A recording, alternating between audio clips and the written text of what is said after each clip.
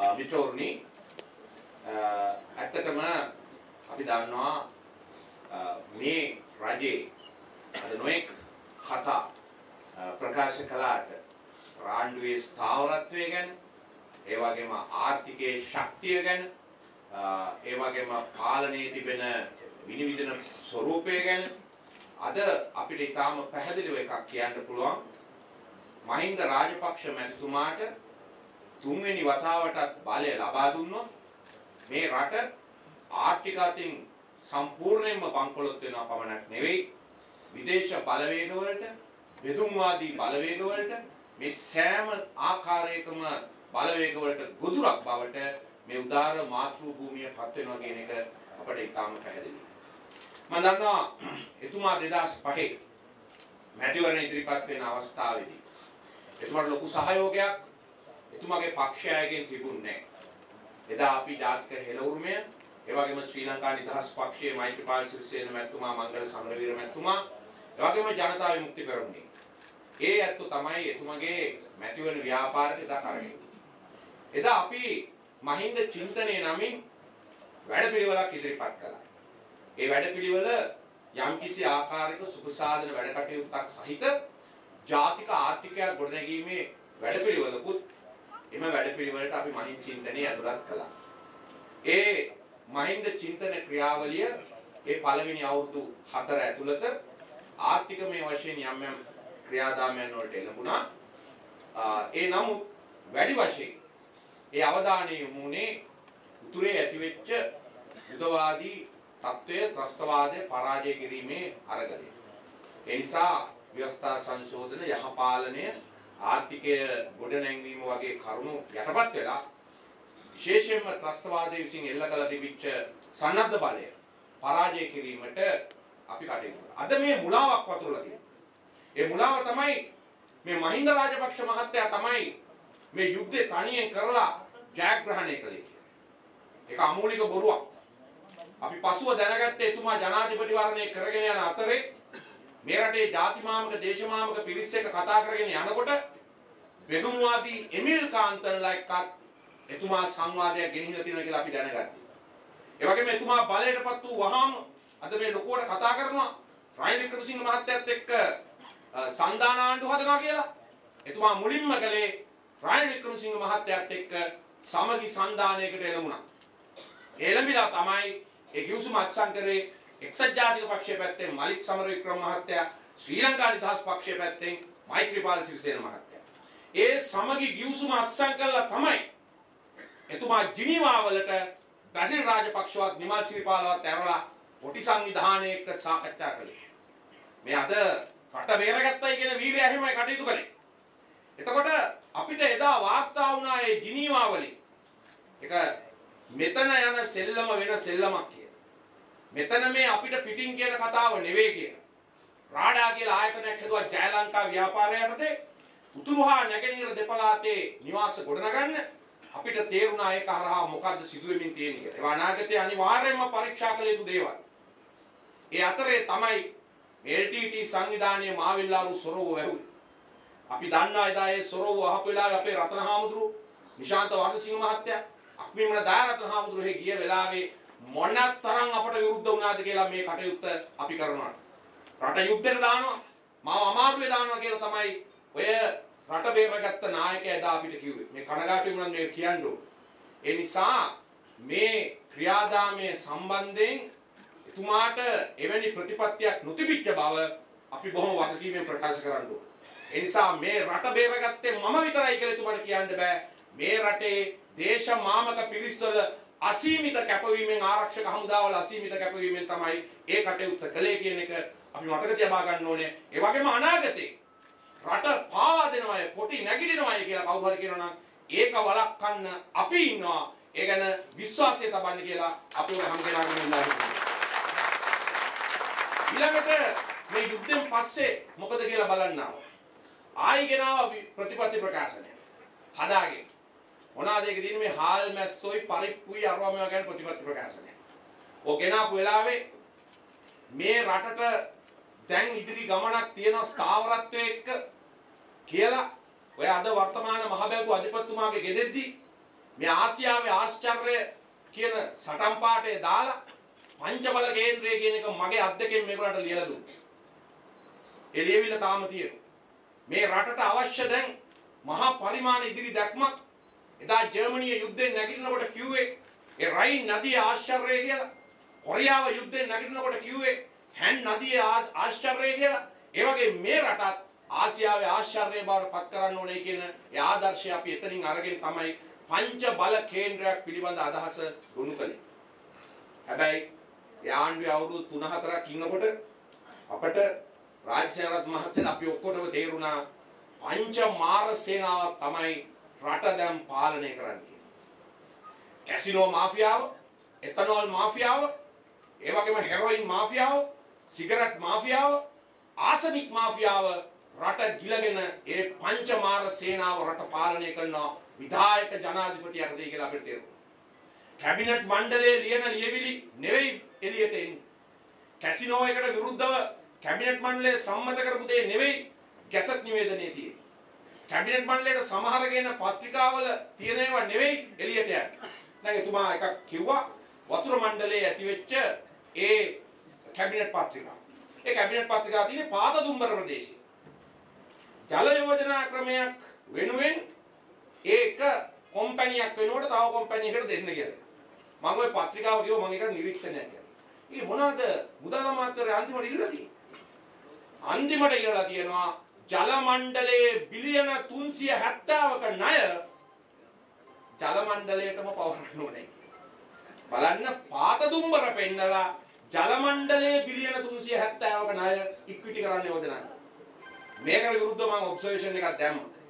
මේක සම්පූර්ණයෙන්ම අපෝ නොමගයවීමක් මේ කළා තියෙනවා. නමුත් මේවෙන් වැඩක් උනේ නැහැ. මොකද අර පංචභූත බලවේගයටත් උඩින් තව එක බලවේගයක් ඉන්නවා කියලා මම දැනගත්තා. ඒ බලවේගය මොකද්ද? මෙගා ඩීල් බලවේගය. මෙන්න මේ මෙගා ඩීල් බලවේගය හෙළි කරන්න තමයි මම මේ පුංචි පොත්පින්ච යෝජනා කරේ. මේ තියෙන හැම කරුණක්ම සත්‍ය.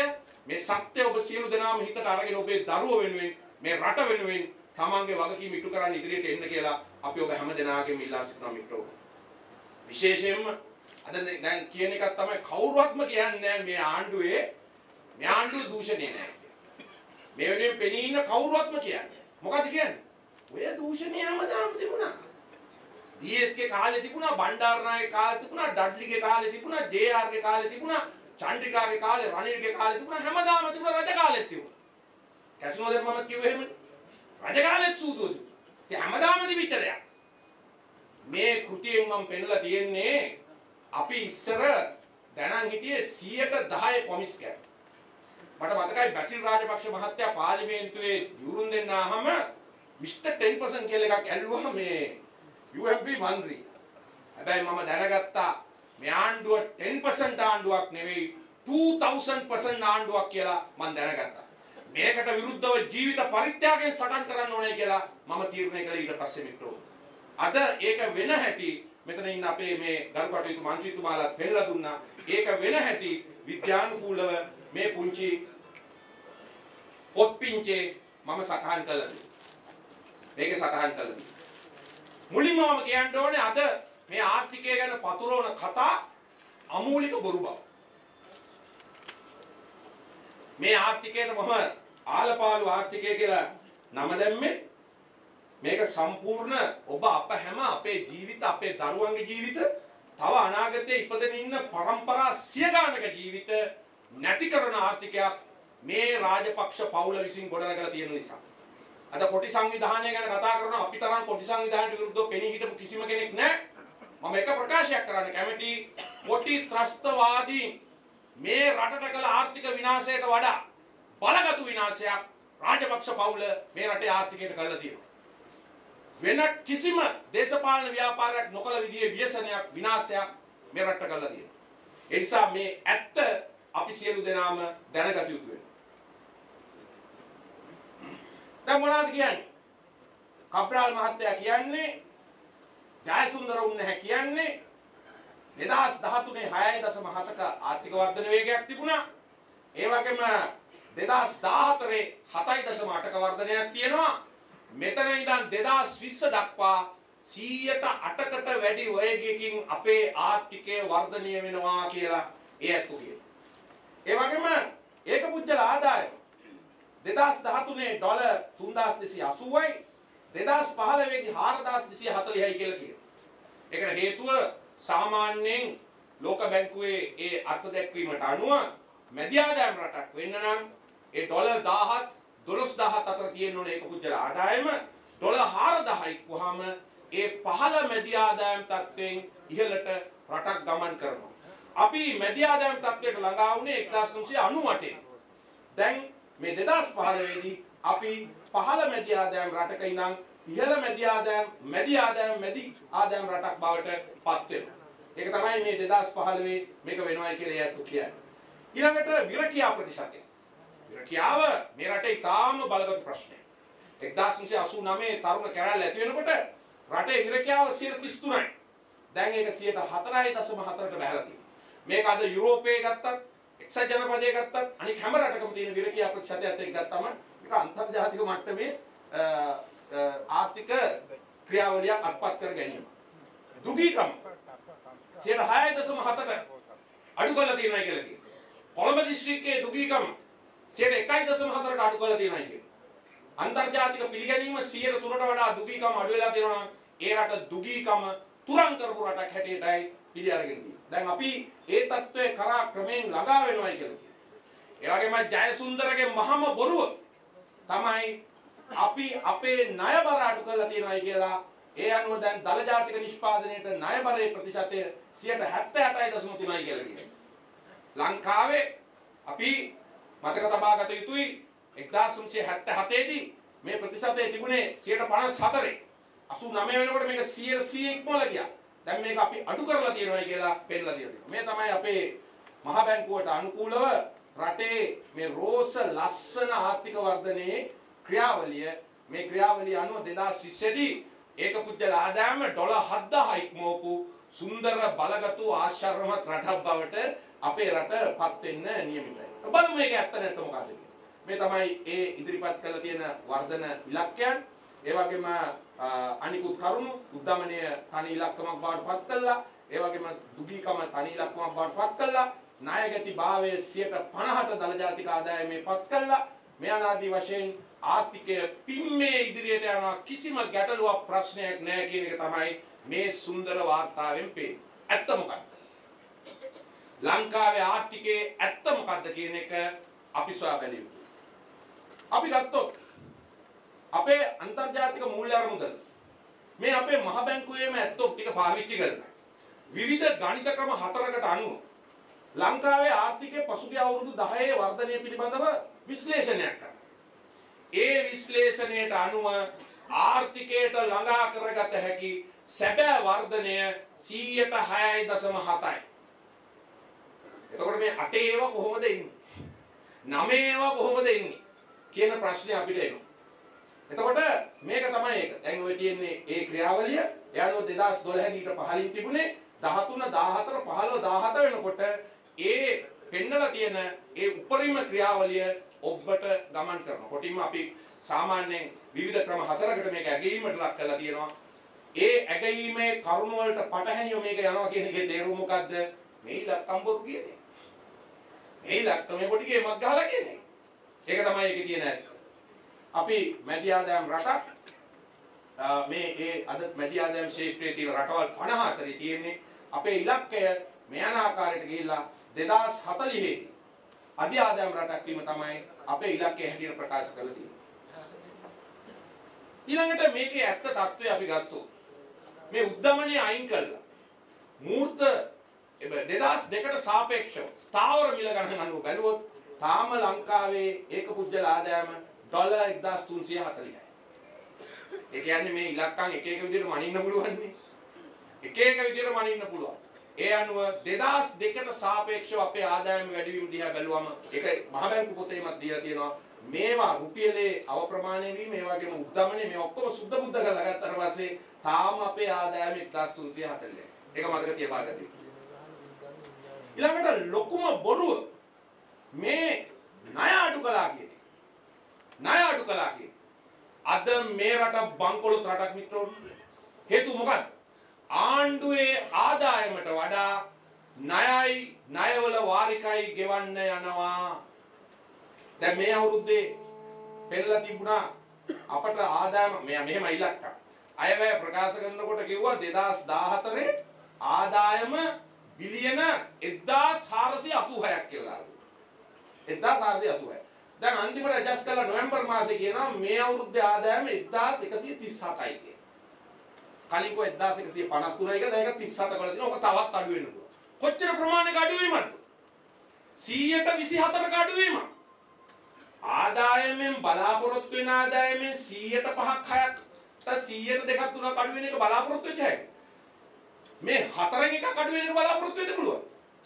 ඒකයි ජයසුන්දරගේ ඉලක්කම් පට්ටපල් බොරු. මේ පාර්ලිමේන්තුව සම්පූර්ණයෙන්ම නොමග යවමින් කරන ක්‍රියාවලිය. දැන් අද මොකද තත්ත්වයේ මේ අවුරුද්දේ ඩෙට් සර්විස් එකට යනවා බිලියන 1030ක්. ගිය අවුරුද්දේ වටියකුත් තියෙනවා බිලියන 30 ගාණක්. ඒ අනුව මේ අවුරුද්ද කොහොමද වෙන්නේ? මේ අවුරුද්දේ ආණ්ඩුවේ ආදායමට වඩා වැඩි මේ අවුරුද්දේ ණයයි ණය වාරිකයයි ගෙවීම. ගිය අවුරුද්දෙත් එහෙමයි. අපේ ගෙදරක් ගන්න මිට්ටෝරුනේ. ගෙදර ආදායම රුපියල් 1000ක්. දවස පටන් ගන්නකොටම අපි 1050ක් ගෙවන්න වෙලා තියෙනවා ණයයි වාරිකයයි. ඒ පවුල බංකොලොත්ද නැද්ද?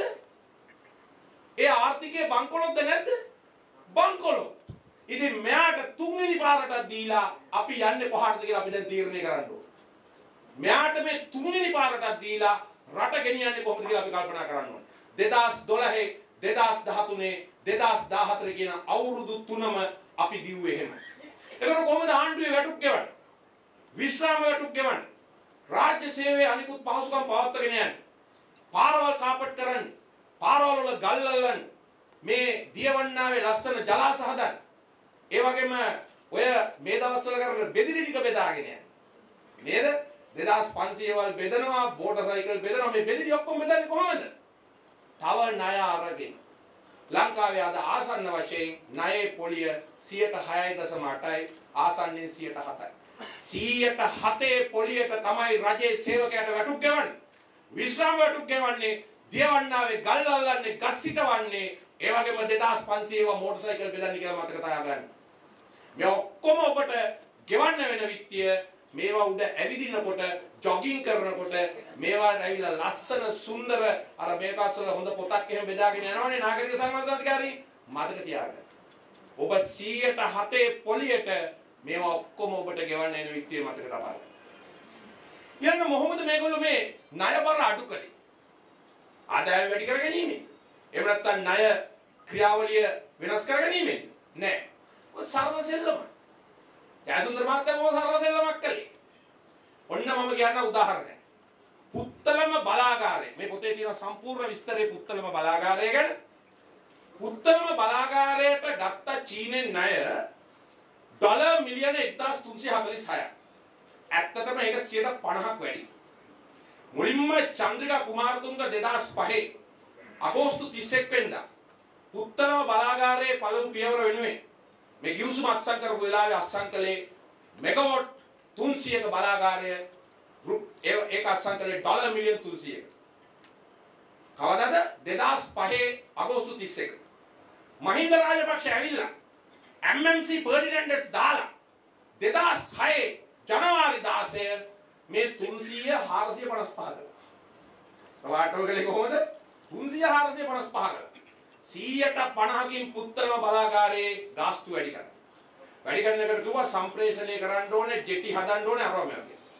ඊට පස්සේ දෙවෙනි පියවර ආවා. දැන් දෙවෙනි පියවරේවත් ඒව අඩු වෙන්න එපා. ජෙටියයි සම්ප්‍රේෂණය කළාට පස්සේ ඒකත් બોලේ ඒ 600 හදන්න තව 891ක් ගත්තා. ඩොලර් මිලියන. එතකොට ඩොලර් මිලියන 1346යි ණය. මොකද මෙයා කළේ? ඒවා අර අපේ භාණ්ඩාගාරයේ එක්ස්ටර්නල් රිසෝස් ඩිපාර්ට්මන්ට් එකේ තියෙනකොට තමයි ගවර්න්මන්ට් එක වෙන්නේ. ඒවා විදුලි බල මණ්ඩලයේ පුංචි කම්පැනියකට දැම්මා ලංකා කෝල් කම්පැනියට මේ ණය ටික දැම්මම අරව පොත් වලින් ගැලවිලා ගියා. ජයසුන්දරයාගේ කෙලින්ම අඩු වුණා ණය බර. මෙතන තියෙන ණය ටික අතෙන්ට බස්සලා બોලේ ණය අඩු කළා කිව්වා. මම දන්නේ නැද්ද කිව්වා. මෙතන මම පෙන්නලා තියෙනවා බිලියන 845. 2013 විතරක් හැංගුවා මේගොල්ලෝ.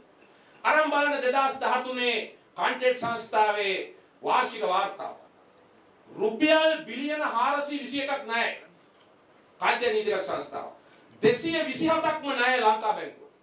ඊළඟට ලංකා විදුලි බල මණ්ඩලයට ගෙවන්න තියෙනවා බිලියන 68ක්. 2010 ඒකෙදි පිට බිලියන 55ක් අයින් කළා. ඊළඟ මතක තියාගන්න 2013 විතරක් මහජන බැංකුව ගත්ත බර බිලියන 209ක්. ලංකා බැංකුව ගත්ත බිලියන 280ක්. ජාතික ඉදිරි කිරීමේ බැංකුව ගත්ත බිලියන 135ක්. මේවා එකක්වත් අර ගවර්න්මන්ට් ඩෙට් රාජ්‍ය ණය කියන ඒවාට ඇතුළු වෙන්නේ නෑ. මොකද රජයේ දෙපාර්තමේන්තුව වල මුදල් අමාත්‍යාංශයේ තියෙන ණය ටික විතරයි ඇතුළු වෙන්නේ. දැන් මොකක්ද ජයසුන්දරගේ සෙල්ලම? ණය ගන්නවා ඒවා දානවා පොඩි පොඩි කම්පැනි හදලා පොඩි පොඩි ආයතන වලට. එතකොට ණය බර නිදහස්. අද ජල මණ්ඩලයේ ණය බිලියන 370ම ජල මණ්ඩලයට දැම්මා. වරාය ණය වරායට දැම්මා. විදුලි බල මණ්ඩලයේ ණය විදුලි බල මණ්ඩලයට දැම්මා. ලබන අවුරුද්දේ විදුලි බල මණ්ඩලයට සතයක්වත් නැහැ ඉදිරියට යන්න. ණය ගෙවන්න වෙනවා. වරායට ණය ගෙවන්න වෙනවා. ජල මණ්ඩලයට ණය ගෙවන්න වෙනවා. කොහෙන්ද ගෙවන්නේ? ඒ ආයතන එක්කෝ විදේශිකයන්ට විකුණන්න වෙනවා. නැත්නම් ඒ ආයතන බංකොලොත් වෙනවා. ඒ නිසා මතක තියාගන්න ණය බර ඊටාම බලගත්ු ණය බරක් තියෙනවා. ඒක හංගලා ඒ තැන් අස්සර දාලා තමයි දුවන්නේ. අද මම අහුව දවසක් ඇයි මේ පාරවල් හදන්න මහජන බැංකුවෙන් ණය දෙන්නේ? අර පාර කාපට් කරන්න දෙනවා, මේ පාර කාපට් කරන්න දෙනවා මහජන බැංකුවෙන් ණය. ලංකා බැංකුවෙන් ණය. මේ වාණිජ ණය කිසිම ආදායමක් ඉපදෙන්න නැති තැන් වලට දාන්නේ මොකද? කොහෙන්ද මේවා හොයන්නේ? මට පස්සේ මේ සෙල්ලම තේරුණා. මොකද කරේ මේගොල්ලෝ? ලංකා බැංකුව ණය කරා පෙට්‍රෝලියම් කෝපරේෂන් එක. පෙට්‍රෝලියම් කෝපරේෂන් එක පසුගිය අවුරුද්දේ විතරක් රුපියල් බිලියන 18ක්. ඒ කියන්නේ සෑම පෙට්‍රල් ලීටරයකින්ම රුපියල් 4.50. ලංකා බැංකුවට පොලිය හැටියට ගෙවුවා. ලංකා බැංකුවේ මුළු ලාභය ඒ අවුරුද්දේ බිලියන 15යි. එතකොට මේ ලංකා බැංකුවේ අර තියෙන පාරවල් කාපට් කරන්න දෙන අර විනාශකාරී ණයවල ගාණ ගෙවන්නේ කවුද? තෙල් සංස්ථාව. තමුන්නාන්සලා පෙට්‍රල් ගහන හැම වාරයක් පාසම ඩීසල් ගහන හැම වාරයක් පාසම භූමිතේ පුච්චන හැම වාරයක් පාසම තමුන්නාන්සලා ඒ ණය ගෙවනවා. මතක තියාගන්න. ඔය කොළඹ නගරේ ලස්සන කරන හැම ගල් කැටයක් ගානෙම ඔබලා ගෙවනවා ඒක. හැබැයි ඒක වෙන්නේ කොහොමද කියලා හොයන්න ඔබට අයිතියක් නෑ. ඊළඟට මරු සෙල්ලමක් කියනවා. මොකද්ද? අර තෙල් සංස්ථාවේ දැවිතේ. ඒවා පිටරටට විකුණන්නේ රුපියල් 58කට. විදුලි බල මණ්ඩලයට විකුණන්නේ 90ට. එතකොට විදුලි බල මණ්ඩලයේ මේ තෙල් ඊට පස්සේ යනවා අපේ බිලට. අපේ විදුලි බිලට.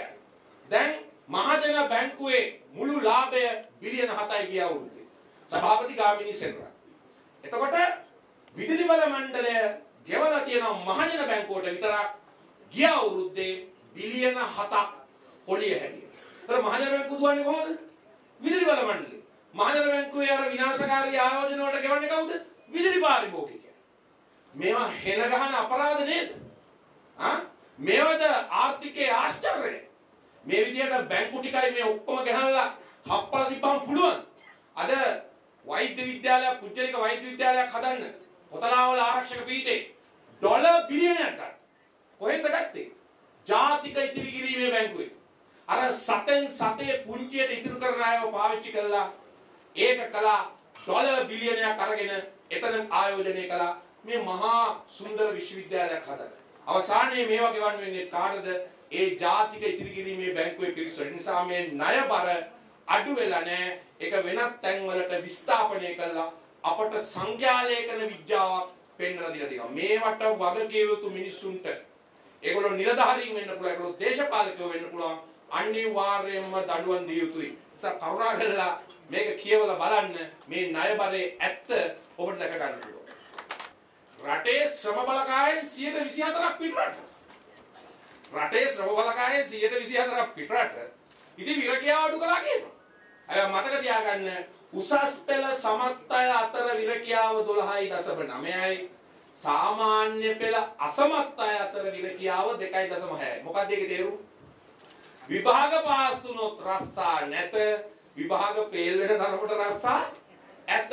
උගත මනා ශිල්පයමයි මතුර කෙනා කියන එකට ඒක නැත්තර නැති කලේ මේ නූගත් රාජපක්ෂ පවුලේ පාලනය කියන එක අපි බොහොම පැහැදිලිව කියනවා.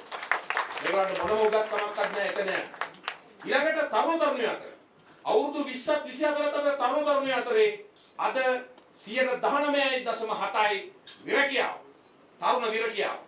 ඒ නිසා විශාල අසහනයක් අපේ තරුණ පරම්පරාව තුළ ඇති වෙලා තියෙනවා. අපි ඉල්ලනවා අපේ ආදරණීය දරුවන්ගේ නැගිටින්න කියලා මේ වෙලාවේ ආයි කැරලි ගහන්න අවස්ථාවක් මේ රටේ නැහැ. රාජපක්ෂ මැතිතුමා තුන්වෙනි වතාව ජයග්‍රහණය කරනවා කියන්නේ මෙන්න මේ තරුණ පරපුරට ජීවිත දෙන්න වෙනවා. අපිට ජයවර්ධන ජනාධිපතිතුමාට අපිට විශ්වවිද්‍යාලයේ කාලකන් ඉරණමක් තුනක්. ලක්ෂ ගණන් දහස් ගණන් මිනිස්සුන්ට ප්‍රජාතන්ත්‍රවාදයේ නිදහස වෙනුවෙන් ජීවිත දෙන්න උනා. ඒ தত্ত্বය අපේ දරුවන්ට දෙන්න හොඳ නෑ අපි. ඒ නිසා ප්‍රජාතන්ත්‍රවාදීව අපට ලැබිලා තියෙන මේ අන්තිම අවස්ථාවේ අපි ප්‍රයෝජනෙ ගත යුතුයි. මේ පාලනය කෙරවර කරලා නිදහස් ප්‍රජාතන්ත්‍රවාදී පාලනයක් අපි ඇති කරගත යුතුයි. අපේ දරුවන්ගේ නාමයෙන් කියන එක අපි මතක තබා ගන්න ඕනේ. ඒ වගේම දුගීකම ගැන ඔය දුගීකම ගැන හොඳම උදාහරණේ මොනරාගල සසේන්ද්‍ර රාජපක්ෂගේ 112යි 2006 දුගීකම නැක් 2006 2012 වෙනකොට 120ට නැග්ගා. පොඩි නියඟයක් ආවා දුගීකම නැග්ගා.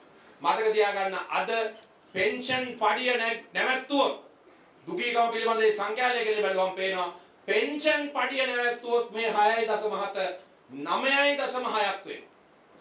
පෙන්ෂන් එකෙන් තමයි මේ දුගීකමට ලොකුම සේව වෙලා තියෙන්නේ. එහෙම නැත්නම් ඔය දිවි නැගුම සමෘද්ධි වලින් නෙවෙයි. ඒ නිසා දුගීකමේ අභියෝගය තාමත් අපි ඉදිරියේ ඒ ලෙසම තියෙනවා. ඊළඟට අපේ හර්ෂශීල මහත්තයා කියපු එක ආර්ථිකය නම් 100ට 200න් වර්ධනය වුණා කියනවා. 2006 ඉඳන් 2012ට ආර්ථිකය ඩබල් වුණා කියනවා. හැබැයි පවුලේ ආදායම වැඩි වෙලා තියෙන්නේ මූර්ත ආදායම 103ක්. ඒක වැදගත්ම දේ තමයි පවුලේ වියදම වැඩි වෙලා තියෙනවා 107කින්. ඉතුරුම අඩු වෙලා තියෙනවා 127කින්. මේ ජීවන වියදමේ ප්‍රශ්නේ මේ අපි කියන ඒවා නෙවෙයි ජයසුන්දර මහත්තයාගේම සංඛ්‍යාලේඛන දෙපාර්තමේන්තුව කියන්නේ. ඒ තමයි මේක ගත්තේ. එතකොට මේකයි කතන්දරේ. ඊළඟට ඇති නැති පරතරේ කිසිම වෙනසක් කළා නැහැ. සමානාත්මතාවයේ දරුවෝ ගැන කතා කළාට මොකද ඇති නැති පරතරේ කිසිම වෙනසක් වෙලා නැහැ. පසුගිය අවුරුදු 10ම මේ පාලනය යටතේ ඒක අඩු වෙලා නැහැ. මතක තියාගන්න මේ ආර්ථික සංඛ්‍යාලේඛන නිවැරදිම ආර්ථික සංඛ්‍යාලේඛන නෙවෙයි. මොකද මේකේ බැලුවම මම බැලුවා ලංකාවේ ලොකුම ආදායම කීයද කියලා. මාසික ආදායමේ තියෙන එක පුජ්‍යලයා ඉන්නේ 49. එයාගේ ආදායම. ලංකාවේ වැඩිම ආදායම ලබන මිනිහා. ඔය જાති කී 1000ක් ඉන්නවද නේ? රටේ ලැම්බෝගිනි කීයකට තියනවද? පෝෂේ කීයකට තියනවද නේද? මේ එක්කෙනාද ඉන්නේ 50 ආදායම තියෙන.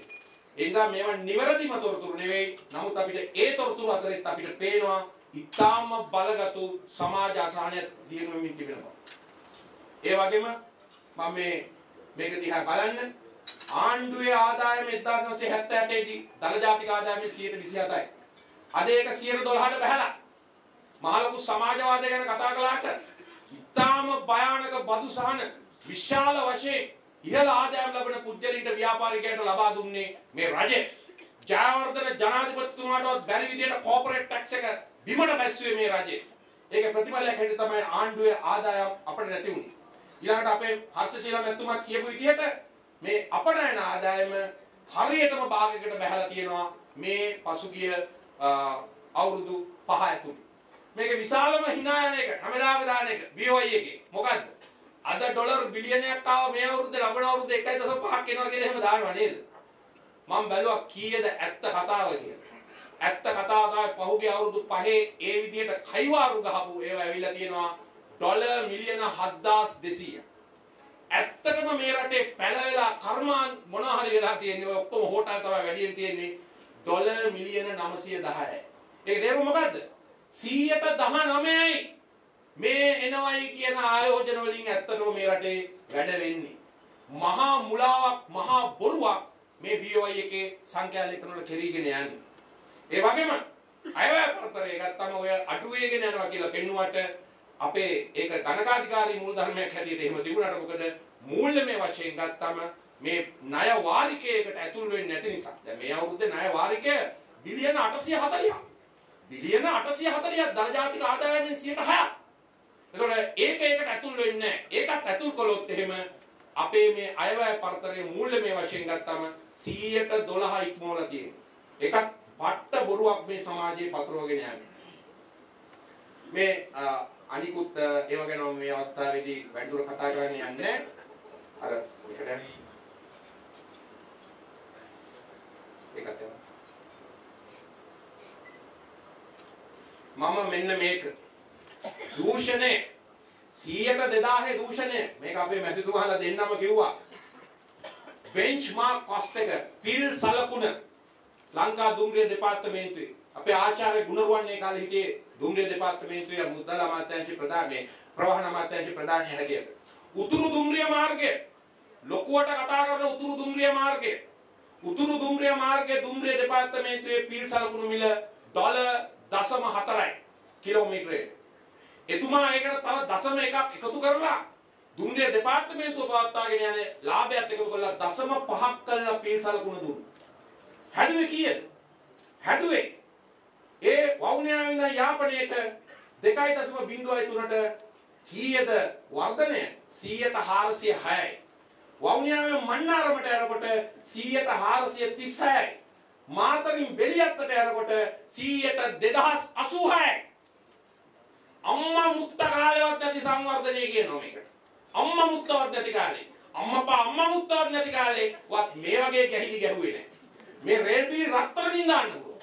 බෙලියත්තට රත්තරන්ින් රේල් පිළි දාන්න පුළුවන් මේ ගන්න. මේක තමයි අද ආශ්චර්යය. මේක හොඳට මතක තියාගන්න. මේ අයගේ මේ සංවර්ධනයේ ආශ්චර්යය. ඊළඟට අධිවේගී මාර්ග ජයිකා එකේ මුලින්ම කරපු මේක මොරටු විශ්වවිද්‍යාලයේ පරීක්ෂණයට අනුව feasibility එකට අනුව 2.74යි දක්ෂිණ අධිවේගී මාර්ගයේ මතක තියාගන්න 2007 දී ඒකයි ගන්න. කොට්ටාවේ ඉඳන් ගාල්ලට යනකොට 281ක් වුණා. රුපියල් බිලියන 65ක් අතිරේක වියදම. කටුනායකට යනකොට 505ක් වුණා. බිලියන 39ක් අතිරේක වියදම. ගාල්ලේ ඉඳන් මාතරට යනකොට 705ක් වුණා. අතිරේක වියදම බිලියන 68යි. කඩවත ඉඳන් කෙරවල පිටියට කිලෝමීටර් 9ට යනකොට ගොලේ 2062යි 100ට වැඩි වියදම. කීයද ගහිල්ල 67යි බිලියන. මුළු කොට්ටාවේ ඉඳන් ගාල්ලටම ගහපු ප්‍රමාණය කිලෝමීටර් 100ට කඩවත ඉඳන් කෙළවර පිටියේ කිලෝමීටර් 9ට ගහලා තියෙනවා. ඒක තමයි හේමසිරිගේ ආශ්චර්යය. ඉතින් ගහන්න බැරිය පෝස්ටර් කටව මුළු රට පුරාම මහාමාර්ගය. ඒ වගේ මතක තියාගන්න. කොට්ටාව ඉඳන් පින්නදුව පාරේ දැන් ණය ගෙවීම ආරම්භ කළා තියෙනවා. ණය ගෙවනවා අවුරුද්දකට අද දින ඩොලර් රේට් එක අනුව මිලියන 6500. ආදායම මිලියන 1000යි.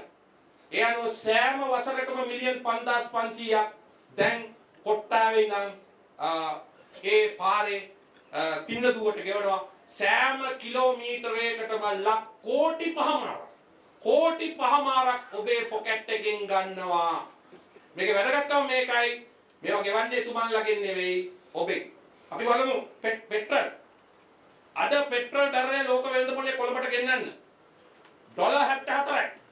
ඒ කියන්නේ ලීටරය රුපියල් 63යි. විකුණන්නේ 150කට. හිතා ගන්නකො ලාභය කීයද කියලා?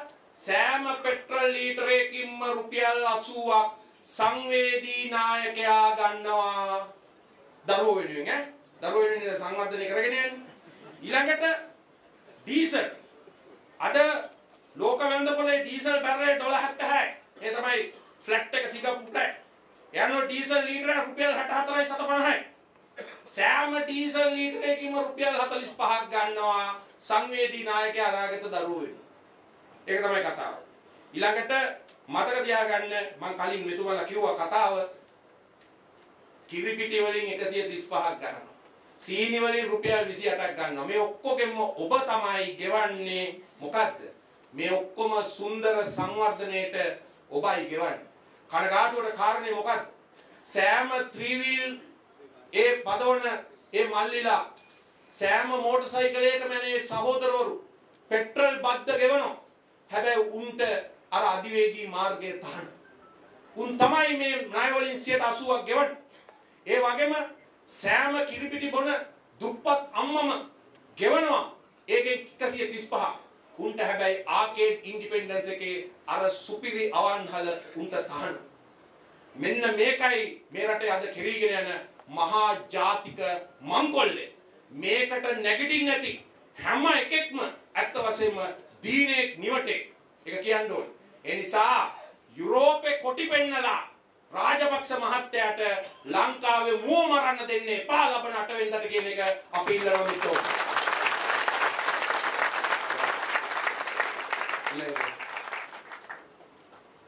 ඒ නිසා ඊටාම කෙටි කාලින වැඩසටහන රටට අවශ්‍යයි. අද රට බය කරගෙන යනවා. සංවර්ධනයේ නවති. රට බංකොලොත් වෙයි. මෙහෙමයි කියලා ඇත්තටම රට බංකොලොත් වෙන්නේ මෙතුමටයි මෙතුමගේ පවුලටයි තව අවුරුදු 6ක් දුන්නොත් රට ගොඩ ගන්න ඕනේ. ඒ ගොඩ ගන්න ශක්තිමත් ප්‍රජාතන්ත්‍රවාදී ආයතන ඕනේ. ඒ වගේම මේ දූෂණය වංචාව නතර කරන්න ශක්තිමත් ව්‍යවස්ථාපිත කොමිෂන් ඕනේ. මේවා කුජලව විශ්වාස කරන්න බෑ. ඒ නිසා බලගත් දූෂණ මර්ධන කොමිසමක් රටට අත්‍යවශ්‍යයි. අපේ මෛත්‍රීපාල සිරිසේන මැතිතුමා එතුමාගේ මැතිවර ප්‍රකාශය ළඟදී වෙනවා. ඒක එන එකක් තමයි අපි ජනතා අධිකරණයක් හදන්න ඕනේ. ඒ ජනතා අධිකරණයට ෆයිල් මේ රටේ දහස් ගණනක් තියෙනවා අපි ගාවක් තියෙනවා. ඒ ෆයිල් සියල්ලම ගෙනල්ලා ඒ ජනතා අධිකරණේ මෙතුමට කොල්ල කරන සහාය වෙච්ච අය ඒ ජාවාරංකාර පන්තිය අද ඒගොල්ලෝ තමයි අද මාධ්‍ය ලෝකයේ සල්ලි වලට අරන් තියෙන්නේ. අද ඒගොල්ලෝ තමයි හැම අර්ථයෙන්ම අද මේ කරගෙන දේශපාලන සූදුවේ ඉහළින්ම ඉන්නේ. ඒ නිසා ඒ අයව පරාජය කරනවා විතරක් නෙවෙයි එයාට පැහැදිලි විදියටම දඬුවම් දෙන්න ඕන මිත්‍රෝනි. ඒකට අපි අධ්‍යක්ෂකම උත්තර දෙන්න ඕනේ. අපේ දරුවන්ගේ කිරිපිටි පැකට් එකේ අපේ දරුවන්ගේ සීනි කිලෝවේ අපේ දරුවන්ගේ පාන් පිටි කිලෝවේ පෙට්‍රල් පොඩ්ඩෙන් ඩීසල් පොඩ්ඩෙන් භූමි තෙල් පොඩ්ඩෙන් ගහන මේ රාජකීය ජාතික මංකොල්ලය අපි නතර කරන්න ඕන. අන්න ඒක නිසා තමයි අපේ මෛත්‍රීපාල සිරිසේන ඇමතුමාලා රාජසේනත් මැතිතුමාලා අපි ඔක්කොම අපි දත්කූරු කකා මේ පහුගිය අවුරුදු 4 ඇඬු කඳුලෙන් අපි හිටියේ. ඒ වේදනාවෙන් අපි කතා කරන්නේ අපි දැක්ක මේ මහා ජාතික මංකොල්ලය. ඒ ජාතික මංකොල්ලේ නතර කරන්න මේ විද්වත් ඔබට අද අවස්ථාවක් තියෙනවා. කරුණාකරලා නැගිටලා රටේ අනික් ජනතාවට ආදර්ශයක් හැටියට මේක තීරණය කරන්න ඉදිරිපත් වෙන්න. අද ලංකාවේ මධ්‍යම පන්තිය දවසකට ඩොලර් 10ත් 100ත් අතර උපයන මධ්‍යම පන්තියේ පවුල් දසලක්ෂයක් ඉන්නවා. ඒ පවුල් දසලක්ෂයේ ඡන්ද 30 ලක්ෂයක් තියෙනවා. ඒ පිරිස තමයි අද තීරණය කරන්නේ මේ රටේ ජයග්‍රහණය. කවුද මේ මැතිවරණේ ජයග්‍රහණය කරන්නේ කියලා. ඒ නිසා කවුරුවත් බය විය යුතු නැහැ. ඊටාම ස්ථාවර ආණ්ඩුවක් ඉස්සරහට එන්නේ. මොකද පක්ෂ සියල්ලම එකතු වුණාම තමයි ස්ථාවරම ආණ්ඩුව මේ රටේ ගොඩනැගෙන්නේ. ඒ විතරක් නෙවෙයි ඉදිරි කාලේ ඉක්මන් මේ සියලු ප්‍රතිසංස්කරණ පස්සේ මැතිවරණයක් එනවා. ඔබට තෝරගන්න පුළුවන් පිරිසිදු හිත් අර පංචමාර සේනාව, එතනෝල් මාෆියාව, කුඩු මාෆියාව, කැසිනෝ මාෆියාව, සිගරට් මාෆියාව, ආසනික් මාෆියාව, මෙගා ඩීල් මාෆියාව වෙනුවට සැබෑ ජනතා පුත්‍රයෝ ඔබට තෝරගන්න අවස්ථාවක් එනවා. ඒ මගින් රට වෙනස් කරන මගට ඒ අභීත තීන්දුව ගන්න ඔබ හැමතෙම පුළුවන් තව 100,000 ගාණක් මේ වෙනුවෙන් පොළඹවන්න. ඒ සඳහා පියවර මනින්න කියලා ඔබ සියලු දෙනාගෙන් ඉල්ලා සිටිමින් මම නිහඬ වෙනවා.